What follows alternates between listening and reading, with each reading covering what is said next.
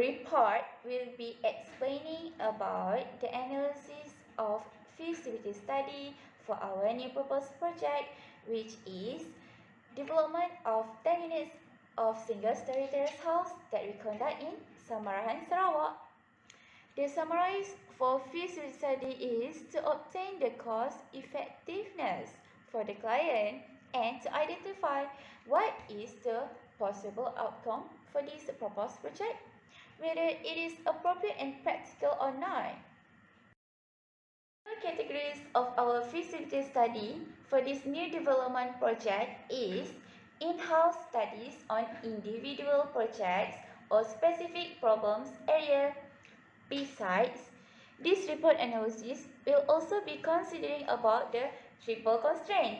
The triple constraint consists of time, scope, and cost. Estimate time to construct these 10 units of single-story terrace house in Samarahan is about 2 years, and the budget required is not more than Rn 14 million. The main of this cash flow analysis is to know and get the viable cost, thus can get the positive amount of profit from the construction. I'll be explaining about project background. This new development of single-story terrace house will be located in Samarahan area, which is known as Town of Knowledge, as there were 2 public universities located there.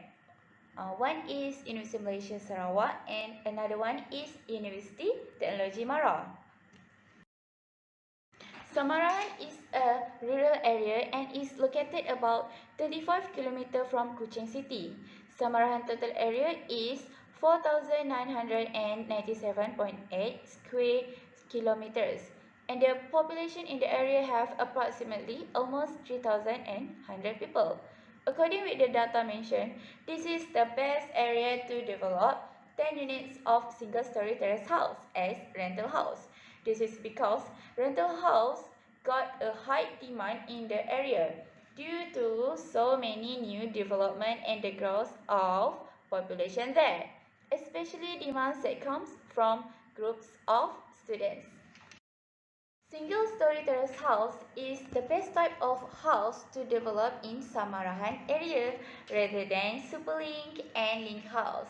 This is because terrace single-story house got the smallest ground floor area, hence making the cost of construction more or less than other type of house. Therefore, the price rental will be more lower and affordable for the resident to pay the rental price.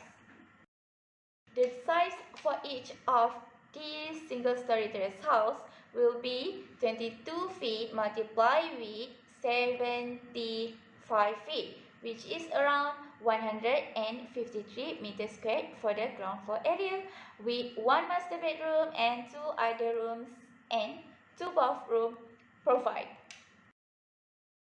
There are 6 processes of feasibility study, which are definition of problem or study, data collection, analysis, synthesis, evaluation, and report and decision. Definition of problem or study. It is made at early stage, which is an agreement between client and consultant. The purpose of this stage is to identify problem and way to overcome it. Any change in issue concept are likely to cause major changes and thus job wastage will occur. So to prevent any mistake for the project, don't take it easy as it only the first stage.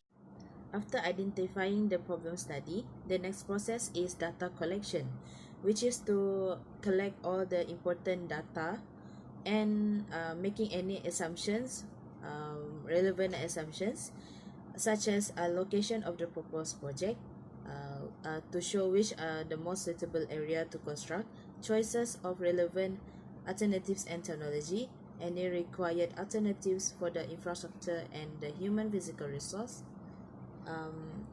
any raw material supply, and lastly, obtain the list of all capable and qualified contractors with their skills, capabilities in technology. So the next stage is analysis. The relatable input to allow prediction making include these 6 items. And first, program. The period for the implementation of project and its subsequent implementation must be stated in program. Second, capital cost provide the financial of the project. For our proposed project, we use elemental estimate as method of preliminary estimate in design and planning stage of a construction project. Next, the input of analysis is working capital and operational cost. Normally, working capital is calculated by percentage of capital cost, which depend on expectation and efficiency of the company. The operational cost and maintenance of a project shall be calculated using information from similar project, and for this cost, small percentage is allocated. Fourth, management cost. Management costs cover general management costs, which include client management budget and supervision of project, and it's normally from 1 to 2% from total cost of construction. Then, analysis on assessment of financial resources, acquisition, and cost. In order to construct a project, the client will have the option whether to take a loan with interest rate paid from the date of project commence until completion, or spend his own money. For our proposed project, taking loan is the best way. Lastly, market condition. In specific, market condition is the comparison of the project selling price with other similar project. Market analysis is the method of collecting data regarding the project within resident, and it shows market trend and potential client. For our proposed project, analysis and survey was conducted with the resident of Kota Samarahan. As there are 2 universities in Kota Samarahan, we decided to focus on the students to live in the rented house that will be constructed. This is because it will be much more easier for them to go to their university, as the place is strategic and located nearer to university. Okay, next, synthesis. For this stage, all data must have been collected to synthesize a project model. This model can be produced in a variety of forms, and most widely used is the cash flow model, whether for cash inflow or cash outflow. In capital budgeting, cash estimating play a critical function. Net cash inflow is calculated over the life of the project by calculating the annual net cash inflow or cash inflow after tax. It is calculated on the basis of the cash flow accounting principle, and interest amount are not used to calculate the total cash inflow. Lastly, cash flow play an important role in decision-making process of buying or replacing. For the evaluation process, we have applied 2 methods, which are the payback method and ROI method. Payback method is the method to calculate the payback period, which is the cut-off point of the project. Income equals to expenditure spent. And while ROI method is the return on investment, which is a method to calculate the rate of return of a total cost of the investment in a specified year. So this method helps to determine the time period required to achieve the sufficient recovery of investment to restore back the initial capital cost. So for this proposed project, from the calculation, shows that the payback period of our proposed project needs is 1 year and 4 months. In order to get the value of ROI, we need to get the net profit, divide by capital cost, which is the cash outflow, and times by 100%, because ROI value is in a form of percentage. So from the calculation for our proposed project of rental housing, our ROI is 528%. Cash flow analysis statement is to show the flow of in and out of cash in an account or business of a project, which only occurred in the past accounting period, which also can detect any financing activities occur in the account.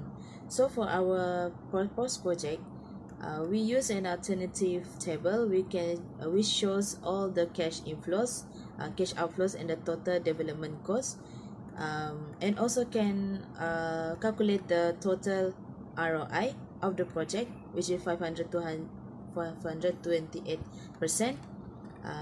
By then, we can calculate the total cost of the project, which is 13,683,708 ringgit Malaysia.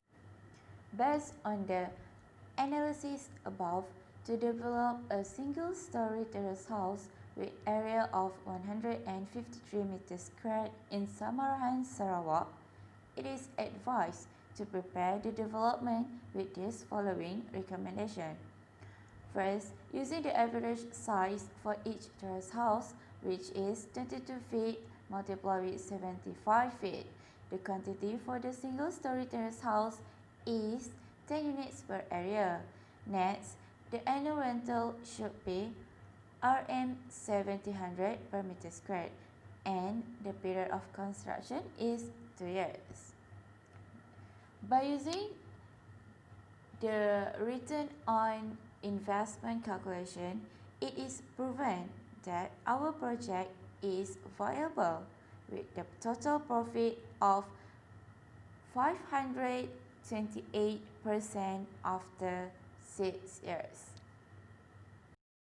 Why skills are required? Well, the answer is to increase the efficiency of the work progress and complete the project successfully. We need certain skills to make a project successful. As in general, during the planning and executing phase of this project, members need to play their role well and give their best so the project will be carried out in a smooth path. So the first skill required is leadership. Leadership is the main skill required above others. Leadership skills will definitely bring the execution of the project to another level. Along with leadership skills, communication skills are needed too. Without proper communication, you cannot be a good leader because if there are problems in communicating, then it's very hard for the laborers or team to understand the order and it will cause some problems due to the miscommunication. The third skill is scheduling. To make the work go on flow smoothly, scheduling has to be great. It's actually considered one of the hardest skills required because this part plays an important role for the project from pre-planning stage until the project is completed. Scheduling is important because we need to complete the project within the time frame given. And for this project specifically, we have to complete it within 2 years. So scheduling is really important. Who is stakeholder? A stakeholder is a party that has an interest in a company and can either affect or be affected by the business or a project. When it achieves its goals and meets the standard of the stakeholders, then it will be a successful project. The stakeholders stands from top management, project team members, managers, peers, resource managers, and also internal customers. Besides, it also have the government, external customers, suppliers, and also contractors. Statutory authorities. Malaysia has a parliamentary democracy with a constitutional monarchy. Malaysia has three types of government, which are federal, state, and local.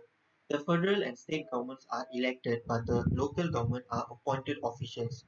There are numerous regulatory instruments imposed on development projects by the department of the government.